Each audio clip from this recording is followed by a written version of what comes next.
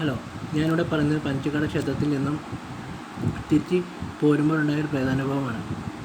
കഥ കേൾക്കാൻ ഇഷ്ടമാണെങ്കിൽ കഥ കേട്ടുകൊള്ളൂ. ഇനി കഥയിലേക്ക് പോകാം. ഞാൻ രാജേന്ദ്രൻ. ഞങ്ങളെല്ലാവരും പഞ്ചകാട് ക്ഷേത്രത്തിൽ പോകാൻ പദ്ധതിയിട്ടു. അതിരാവിലെ പ്രഭാത ഭക്ഷണത്തിന് ശേഷം ആയിരുന്നു ഞങ്ങളുടെ യാത്ര. രാത്രി 9 മണിക്ക് ഞങ്ങൾ പഞ്ചകാട് ക്ഷേത്രത്തിലെത്തി.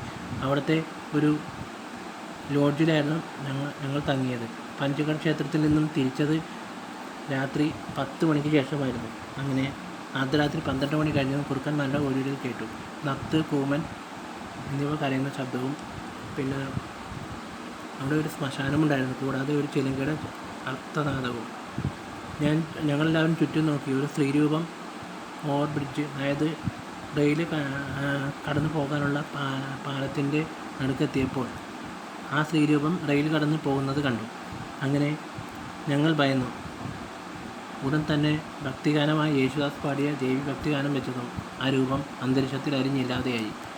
ഉടൻ തന്നെ ഞങ്ങൾ അതിവേഗത്തിൽ ഭക്തിഗാനവും വെച്ച് വീട്ടിലേക്ക് എത്തും മുൻപ് നാട്ടുകാരോട് അന്വേഷിച്ചതും